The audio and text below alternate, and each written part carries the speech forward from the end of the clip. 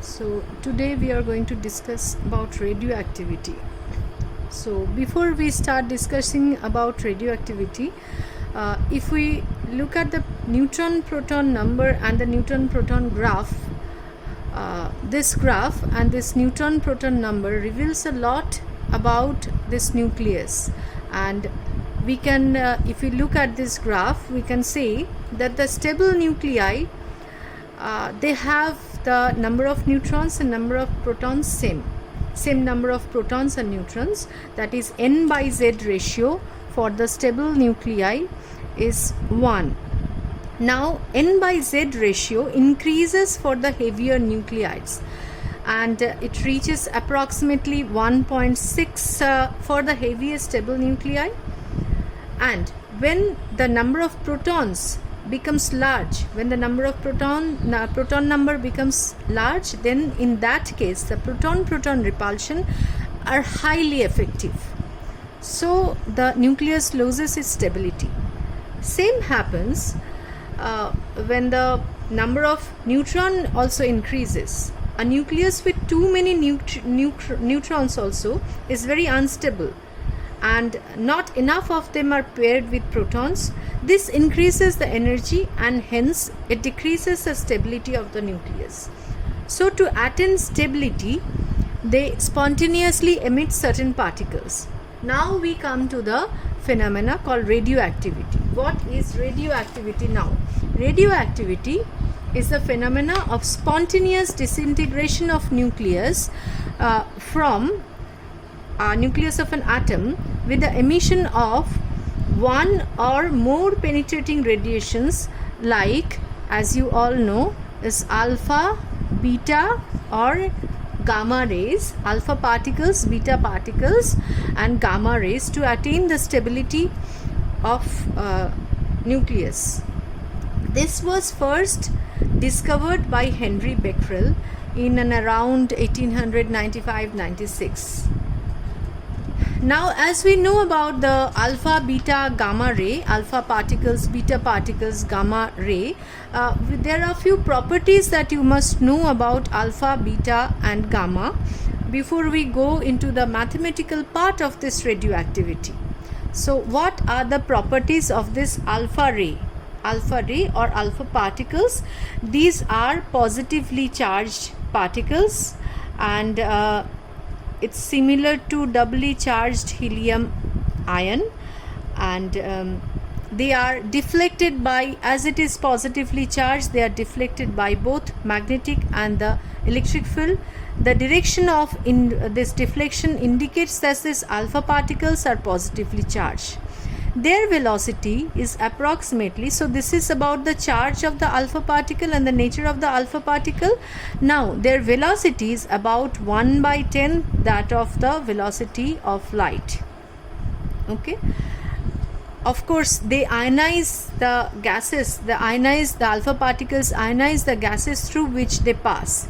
They are easily absorbed by the matter. They are scattered when they pass through the metal sheets. So these are the, in general, these are the properties of alpha particles that you should remember. Now next, coming to the beta particles. Beta particles, they are fast moving, nothing but fast moving electrons. Beta can be of plus this electron or positron also. About this positron you will learn later on. So beta particle is actually electron, fast moving electron, but the difference here is these electrons originate from the nucleus. In fact, the radioactivity itself is a nuclear phenomena. So beta particle in general is a negatively charged electron. They emits with a range of velocities. Later on you will come to know that while studying beta decay, a new particle, neutrino, was discovered when to find out to conserve the momentum of the beta particles, this beta decay. So beta particle comes out with varying velocities. Okay, they also affect the photographic plate and the another important property here is they ionize a gas, but the ionization power of beta particle is 1/100th that of the alpha particle. It's less than that of the alpha particle. Okay, and their mass is small as compared to the alpha particle, and they are easily scattered by the atomic nuclei when passed through the matter. Okay, that's in the beginning what I said. Beta particle, beta decay always comes is always accompanied by emission of one elementary particle. It's called neutrino. Okay, now we'll come to the few basic properties of gamma rays, or you can say photon particles also, because gamma ray is nothing but electromagnetic waves. So gamma, the first property is gamma is nothing but electromagnetic wave. So it must travel with the velocity of light. It's traveling with the velocity of light. Because it is not charged, it is not deflected by electric and magnetic field. Beta is deflected, alpha is deflected. Alpha is deflected in the opposite direction to that of beta. Gamma is not deflected. They travel with the speed of light, and of course they affect photographic plate, and they ionize the gas very slightly. So their ionizing power is 10,000 that of alpha particle. Okay, and their penetrating power is more. Gamma has the most penetrating power than that of the alpha and beta. Okay, they are diffracted by the crystals also. So in general, these are the properties of gamma photon or gamma rays. And one more important phenomena we'll study related to the gamma ray is that they show a phenomena called pair production. From the gamma ray, electron and positron pairs are generated. About this we'll learn later on. So now, as we know about this radioactive decay, we will move on to the one law related to this. Suppose we have a specimen which is undergoing radioactive decay. So we'll measure the rate of decay here. So the number of particles decaying per second. So the rate of radioactive decay we can find out by using one law which was put forward by Rutherford and Soddy, and this is known as Rutherford and Soddy's law of radioactive decay. It says that the rate of radioactive decay, that is dN by dt in differential form, as it is decaying, we'll put a minus sign there. Rate of radioactive decay of radioactive atoms at any instant is proportional to the number of atoms present at that instant. This is the law, and this can be this is a mathematical interpretation of the law. And if we introduce a constant here, we can write it in form of a constant. dN by dt is equal to lambda n. Okay, now we'll rearrange this. Let me raise the board now. So we will write minus dN by dt is equal to lambda n, and rearranging this, dN by n equal to minus lambda dt. Integrating both the sides, we get ln n equal to minus lambda t plus a constant. To determine the value of this constant, integration constant, we apply the initial conditions. Suppose at t is equal to 0, number of atoms present, n is equal to n0. In this case, putting this value, we can get C is equal to ln n0, and our equation becomes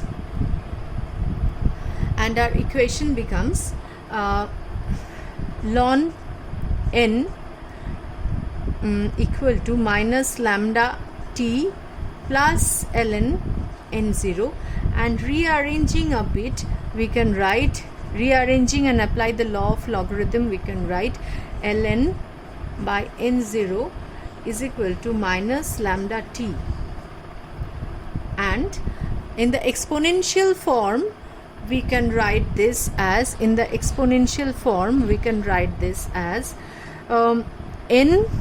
is equal to n0 e to the power minus lambda t. So this is one important equation which we need to remember. Suppose here n0 is the number of atom at t is equal to 0. Okay. Now, according to this equation, the decay of radioactive substance is exponential. That is, the decay is rapid in the beginning, and it becomes slower at the end. Okay. So, like this. Now, it will take infinite time. This will not become 0. The number of particles and time here, it will take infinite time to decay completely.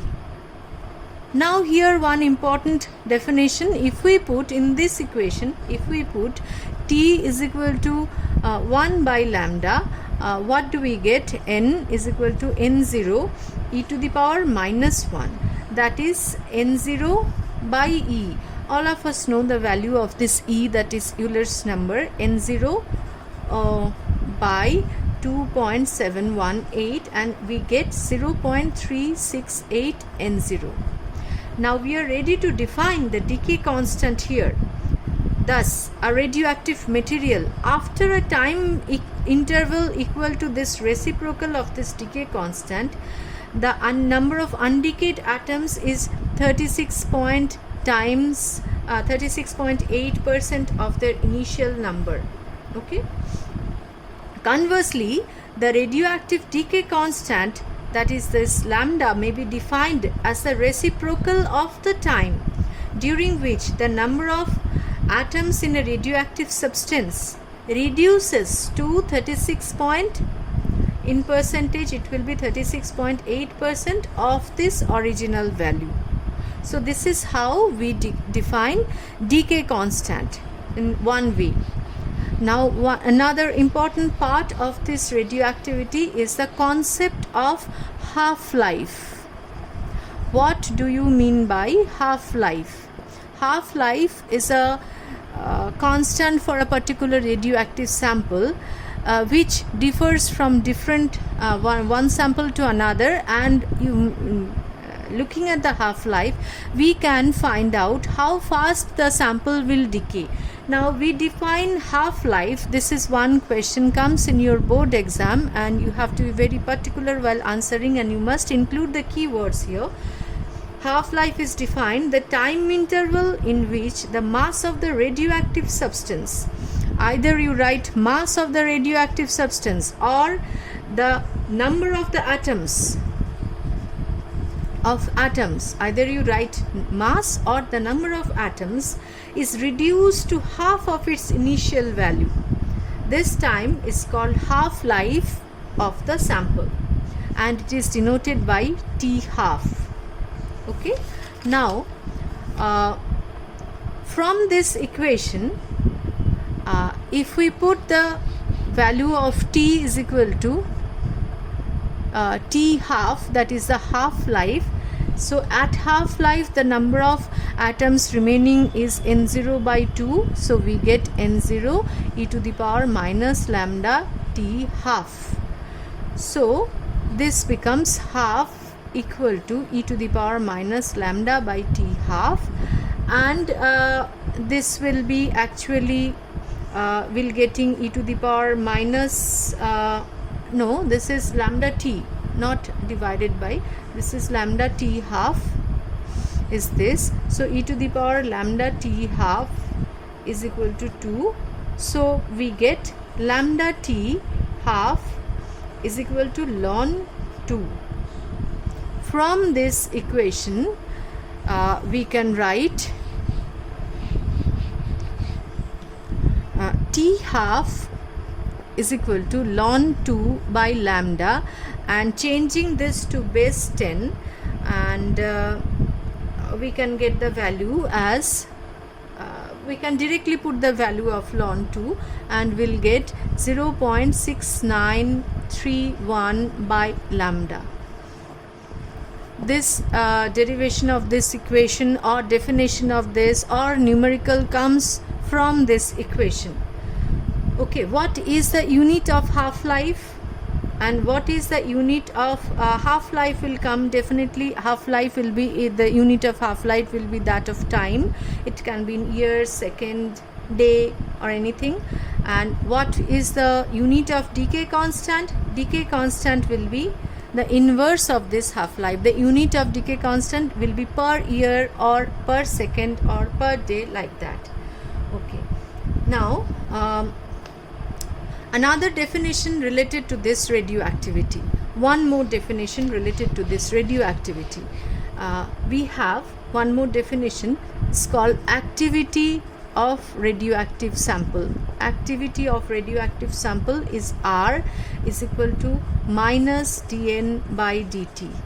This whole thing is called the activity of the radioactive substance. So according to this Rutherford-Soddy's law, this is proportional to n and this is equal to lambda n. So R is actually proportional to n from this Rutherford-Soddy's law. Okay, now another important equation to solve numericals is, now suppose at t is equal to 0, the number of atoms in a substance is n0. So after one half-life, that is t half, the number of atoms left will be n0 by 2. Okay, now we can write this as number of atoms left is n0 by 2 and n0 half to the power 1. Now after two half-lives, this n0 again, n0 by 2 will again be half. So we can write after two half-life, 2 into t half, after two half-life the number of atoms left will be n0 half to the power 2, because n0 by 2 and half of n0 by 2, so n0 by 4. n0 by 4 we write as half to the power 2. So after third half-life, the number of atoms left will be n0 half to the power 3. So in general we can write that after nth half-life is over, after nth half-life, number of samples left is equal to n0 half to the power n. And as the activity of the radioactive sample is proportional to n, so the activity of the radioactive sample gradually decreases with time. This decrease is also exponential. Okay, as the same graph as that of the number of particles, number of atoms left and time. Once again I am drawing the graph. The graph will be somewhat like this. If you draw the number of particles here and time here, it will be like this, but it will never become 0. At time equal to infinity, this whole radioactivity will, this sample will be finished. Okay, now another important definition as far as ISC exam is concerned, this is mean life. Mean life or average life of radioactive sample. The mean life of a radioactive sample is equal to the reciprocal of decay constant, but as we know lambda is equal to 0.6931 by t half. So we can write, even instead of t half you can write t also. So you can write tau, or the mean life, equal to t half by 0.6931 equal to 1.443 t half. Okay, this mean life is longer than half-life. Okay, and the reason is that the last few atoms that are remaining in the sample, they have a very long life. That's why the overall mean life becomes larger than the half-life. Now, as radioactivity is a new phenomena, we have our new physical quantities, also activity of a radioactive sample. So it's a new phenomena. Definitely, new physical quantity must have unit also.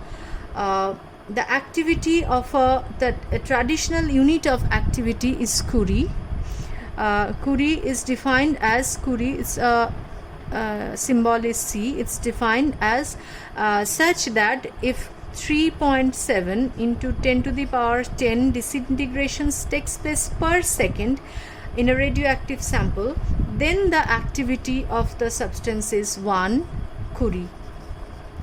Now, there are other smaller units also, millicurie, microcurie, and the SI unit of activity here is becquerel, named after the scientist Becquerel, and it's related to Curie as 1 becquerel is 1 disintegrations per second. 1 becquerel is 1